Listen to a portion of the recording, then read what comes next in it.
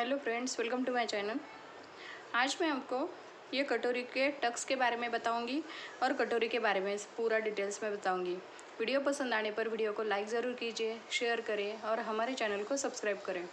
तो चलिए देखते हैं। यहाँ पे हमारा जो कटोरी का पार्ट होता है ये ब्लाउज़ में से मेन पार्ट होता है।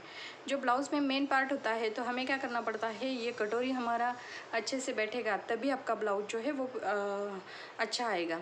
अब देखिए, यहाँ पे जब हम कटोरी निकालते हैं, कटोरी निकालने के बाद कटोरी को बढ़ाते कैसे हैं ये मैंने आपको वीडियो में बताया है, वो स्पेशल वीडियो मैंने अपलोड किया हुआ है। लेकिन जब हम टक्स पॉइंट देते हैं, कटोरी में जो टक्स पॉइंट लगाते हैं तो वो कितने इंच पे लगाना चाहिए। अब देखिए, यहाँ पे जो लगाया है ये हमारा 3.25 इंच का है, यानी कि 3 इंच का है। 3 इंच का है तो यहाँ पे हमारा सिलाई में चला गया। तो यहाँ पे आपको चेक करना है कि ये टक्स पॉइंट जो है ये 3 इंच का आता है। तो जब हम 3 इंच का देते हैं तो ये टक्स जो होता है ये लंबाई के हिसाब से हमें देना पड़ता है।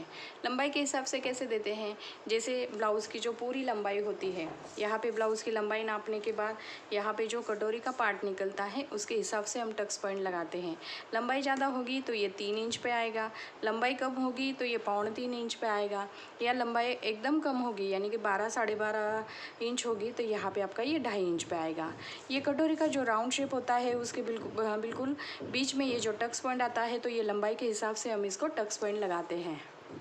जैसे कम लंबाई होगी तो 2.5 इंच पे देनी है, मीडियम लंबाई 13 साढ़े 13 14 साढ़े 14 इंच तक हम 3.25 पे देते हैं, और 15 साढ़े 15 16 इंच तक यानी कि 3 इंच पे देते हैं। 3.5 इंच का तो ये बहुत ही बड़ा हो जाता है, क्योंकि अलग अलग तरीका होता है और किसी का कटोरी काटने का और उसके साथ साथ उसके टक्स पॉइंट लेने का। जब हम टक्स पॉइंट लेते हैं, जब हमारी कटोरी का पार्ट जो हमारे हिसाब से आप कटोरी या ब्लाउज़ सिलते हैं या कटोरी का पार्ट निकालते हो तो आपको क्या करना है, 2.5 से 3 इंच तक ही आपको लेना है। क्योंकि जब हम कटोरी का टक्स पॉइंट ज़्यादा लेंगे 3.5 इंच पे तो ये ऊपर के साइड में चला जाएगा, और कम लेंगे तो यहाँ पे ये बहुत ही नीचे के साइड में आ जाएगा।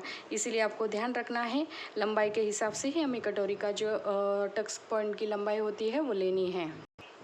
जब हम कटोरी का नापते हैं तो यहाँ पे आपको इस तरीके से, जैसे ये आती है हमारी 6 इंच पे, और यहाँ पे टक्स पॉइंट आता है हमारा 3 इंच पे। तो यहाँ पे जो कटोरी होती है वो चेस्ट के हिसाब से हम जैसे बढ़ाते हैं, चेस्ट के जैसे मैंने कटोरी का पार्ट जो बढ़ाना सिखाया है बहुत ही सिंपल है। कटोरी का जो हम सेंटर निकाल के 1.5 इंच नीचे के साइड में लेते हैं, और जितना हमारा कटोरी का पार्ट आता है, जैसे ये 6 इंच का आया तो 3 इंच इस साइड में, तो यहाँ पे 1.5 इंच का टक्स पॉइंट छोड़ के 3 इंच लेना है, और उसके आगे एक्स्ट्रा मार्जिन रखना है।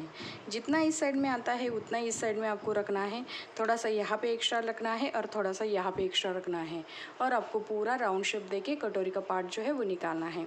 कटोरी का पार्ट निकालने के बाद जो टक्स पॉइंट आता है वो आपको लंबाई के हिसाब से रखना पड़ता है।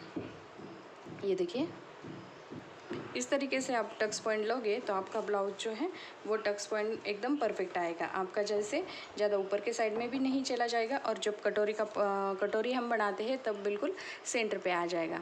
तो यहाँ पे मैंने बहुत ही सिंपल तरीके से आपको कटोरी के बारे में बताया है और कटोरी के टक्स पॉइंट के बारे में भी बताया है।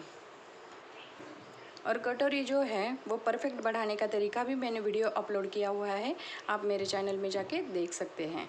तो अब देखिए, यहाँ पे मैंने टक्स के बारे में बताया है, तो इसमें जो भी समझ में नहीं आया होगा आप कमेंट्स करके मुझे पूछ सकते हैं। मैं उसके ऊपर वीडियो बना के, या अगला वीडियो जब मैं बनाऊँगी तब कटोरी के पार्ट के ऊपर या कटोरी के कटिंग के बारे में बताऊँगी, तब उसमें आपका ये जो कमेंट्स में जो भी आप बताएँगे तो वो क्लियर हो जाएगा। तो वीडियो पसंद आने पर वीडियो को लाइक ज़रूर कीजिए, शेयर करें और हमारे चैनल को सब्सक्राइब करें। Thank you for watching this video.